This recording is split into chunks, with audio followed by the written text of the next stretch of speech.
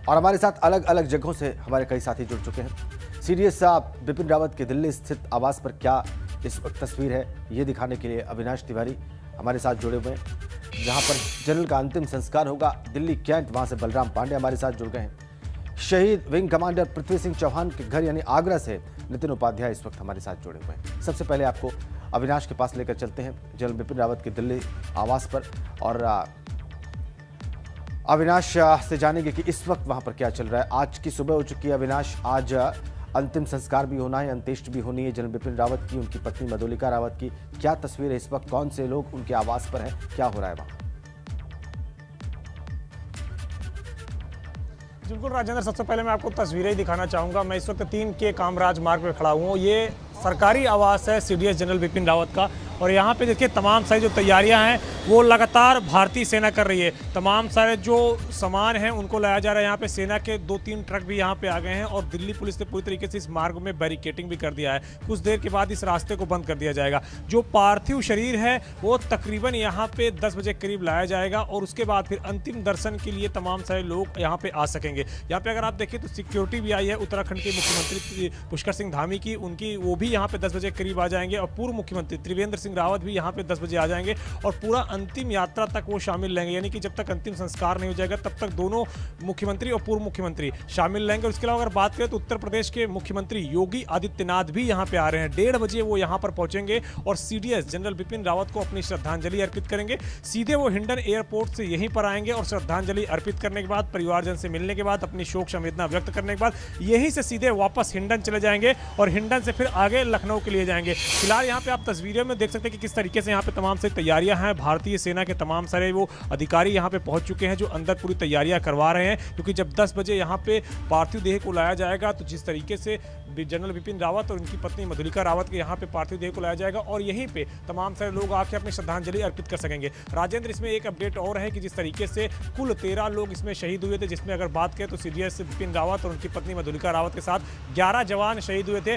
उनमें से अगर अभी बात करें तो केवल 3 लोगों के ही डीएनए की पहचान हो पाई है, जिनमें जनरल बिपिन रावत हैं और इनके अलावा उनकी पत्नी मधुलिका रावत है, और एक ब्रिगेडियर हैं जिनके डीएनए की पहचान हो सकी है। बाकी अभी भी 10 लोगों की अगर बात करें तो उनका डीएनए परीक्षण होना है। इसके बाद ही उनके परिवारजन को उनके जो घर है, उनके शहर है, वहां पे पार्थिव देह भेजने का कार्य किया जाएगा। फिलहाल सभी के जो पार्थिव देह हैं उनको आरआर हॉस्पिटल, आर्मी हॉस्पिटल में रखा गया है, और जिनके परिवारजन हैं उनसे डीएनए सैंपलिंग के लिए तमाम सारी चीजें ली जा रही है। आज शाम तक डीएनए सैंपलिंग तमाम सारे अन्य जवानों के हो जाएंगे, और इसके बाद फिर तमाम सारे जो जवान हैं जो शहीद हुए हैं इस हेलीकॉप्टर दुर्घटना में, उनके पार्थिव देह को उनके शहर, उनके गांव और उनके परिवारजन को देने का काम किया जाएगा। फिलहाल केवल 3 लोगों की ही पहचान हो सकी है, और 3 लोगों में 2 लोग हैं मधुलिका रावत और इसके अलावा सीडीएस जनरल बिपिन रावत। तो यहाँ पे सारी तैयारियां कर ली गई है, और अभी अगर बात करें तो 10 बजे के करीब पार्थिव देह को यहाँ पे लाया जाएगा, जिसके बाद अंतिम दर्शन के लिए रखा जाएगा।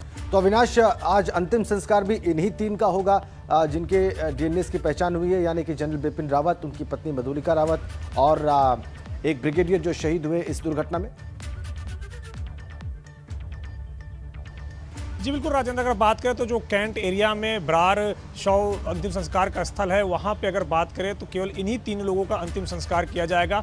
मधुलिका रावत का, और इसके अलावा जनरल सीडीएस बिपिन रावत का, उनका, और इसके अलावा ब्रिगेडियर का, इन्हीं 3 लोगों का आज अंतिम संस्कार किया जाएगा। चूंकि अगर बात करें तो तमाम सारे लोग यहाँ पे आ रहे हैं श्रद्धांजलि व्यक्त करने के लिए। यहाँ पे काफ़ी ज़्यादा लोगों के आने की आशंका है, इसीलिए तमाम तरीके से तो तैयारियाँ उसी अनुसार की जा रही है, क्योंकि उत्तराखंड का जो एक बड़ा समाज है वो दिल्ली के अंदर रहता है, गढ़वाली समाज, कुमाऊनी समाज, वो भी यहाँ पे आके श्रद्धांजलि व्यक्त करेगा। क्योंकि लगातार जिस तरीके से उत्तराखंड की जो तमाम सारे काम काज होते हैं उनमें इन तमाम सारे समाज के लोग वहाँ पे उपस्थित होते हैं, तो उनके समाज के लोगों को भी कहना है कि वो भी अपने बेटे को अपने राज्य के जो इतने बड़े पद तक पहुंचे उनको श्रद्धांजलि देने के लिए आएंगे। तो उसी अनुसार यहाँ पे तैयारी की जा रही है। तमाम सारे जो वीआईपी डेलीगेट हैं वो भी यहाँ पे आएंगे।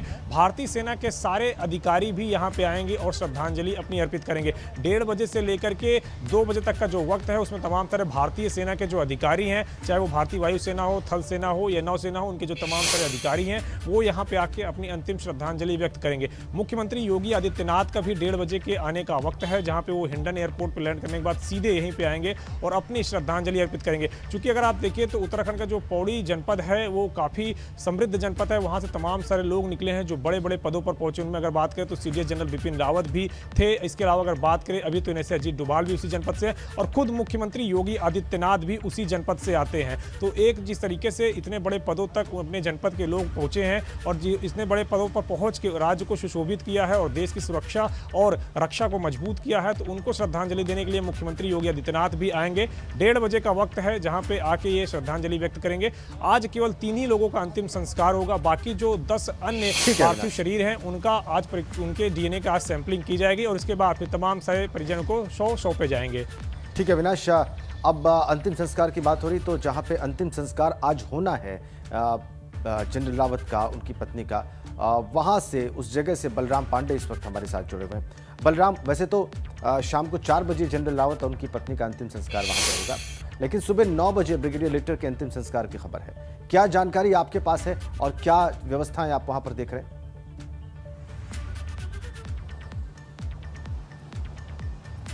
देखिए राजेंद्र, बिपिन रावत का अंतिम संस्कार आज राजकीय सम्मान के साथ किया जाएगा, लेकिन उनके साथ साथ उनकी पत्नी और एक और शहीद हुए जवान का अंतिम संस्कार किया जाएगा। सेना के जवान और अधिकारी पूरी तरह से यहां पर तैयारियों में जुटे हुए हैं। हालांकि अभी किसी सिविलियन को अंदर जाने की इजाजत नहीं दी जा रही है, क्योंकि जो तैयारी है वो अंतिम चरण में है और माना जा रहा है कि लगभग 4 बजे यहाँ पर बिपिन रावत का जो अंतिम यात्रा है वो यहाँ पर पहुँचेगी। उसके बाद उनका राजकीय सम्मान के साथ अंतिम संस्कार किया जाएगा। हम आपको तस्वीरों के माध्यम से दिखाने की कोशिश करेंगे कि जिस जगह पे उनका अंतिम संस्कार होना है वो ये गेट है। इसी से ही उनका जो अंतिम यात्रा है वो अंदर जाएगी और अंदर जाने के बाद वहाँ पर पूरी विधिवत तैयारी की गई है अंतिम संस्कार को लेकर के, और माना जा रहा है कि उनके अंतिम संस्कार में हजारों की संख्या में लोग जुटेंगे। यही वजह है कि जो तैयारी है, जो सुरक्षा के इंतजाम है वो भी काफी ज्यादा किए गए हैं, क्योंकि माना जा रहा है कि जिस समय उनका अंतिम यात्रा निकाला जाएगा उस वक्त हजारों की संख्या में जन सैलाब देखने को मिल सकता है। इसलिए जिस रूट से उनका अंतिम यात्रा निकाला जाएगा उस रूट को भी तैयार किया गया है। वहां पर भी सेना के जवान, साथ ही दिल्ली पुलिस के जवानों को तैनात किया गया है, क्योंकि माना जा रहा है कि उत्तराखंड के मुख्यमंत्री से लेकर के पूर्व मुख्यमंत्री और कई वीवीआईपी इस अंतिम यात्रा में शामिल होंगे। साथ ही उत्तर प्रदेश के भी कई मंत्री और वीवीआईपी इस अंतिम यात्रा में शामिल होंगे। और सुबह 11 बजे से 2 बजे तक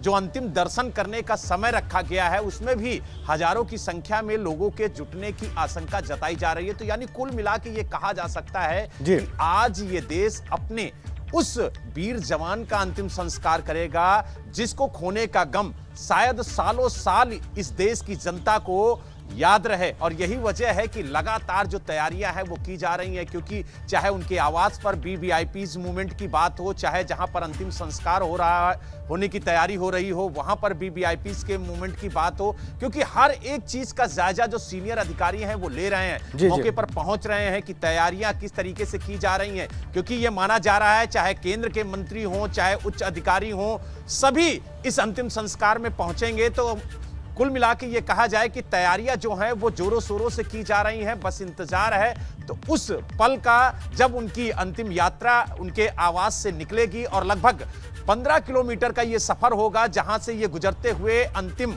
संस्कार के लिए पहुंचेगी। तो यानी कुल मिला के ये कहा जा सकता है कि जगह जगह लोग उन पर पुष्प वर्षा कर उनके अंतिम यात्रा का अभिनंदन करेंगे, उन्हें नमन करेंगे, क्योंकि वो ऐसे वीर थे जिन्होंने देश का सम्मान बढ़ाया था। जो हमारे विरोधी देश थे, जो हमारे दुश्मन थे, उनको उन्होंने हिंदुस्तान की ताकत दिखाई थी और उनको एक सर्जिकल स्ट्राइक मैन के नाम से भी जाना जाता है। तो यही वजह है कि आज इस देश को अपूर्णीय क्षति हुई है जिसकी भरपाई नहीं की जा सकती है, लेकिन बिपिन रावत हमारे और आपके यादों में हमेशा रहेंगे, क्योंकि ऐसे जवान अदा ही होते हैं, वो हमेशा स्मृति में जीवित रहेंगे, इसमें कोई दो राय नहीं है इसमें, बिल्कुल। और उनकी वीरता, उनकी शौर्य गाथाएं आने वाली नस्लों को बताई जाएंगी, उनको बताया जाएगा कि किस तरीके से उनका राइज रहा आर्मी के भीतर, फिर बाद में वो भारत के पहले सीडीएस बने और कैसी अग्रेसिव अप्रोच थी उनकी दुश्मनों के लिए। बहरहाल हमारे साथ आप बने रहिए, हम नितिन के पास चलेंगे, आगरा भी किसी जवान के घर चलेंगे जो शहीद हुए विंग कमांडर इस हेलीकॉप्टर दुर्घटना में। और दीपा लगातार हमारे साथ बनी हुई हैं, लगातार वो हमें तमाम अपडेट्स दे रही हैं इस सारे घटनाक्रम से जुड़ा हुआ।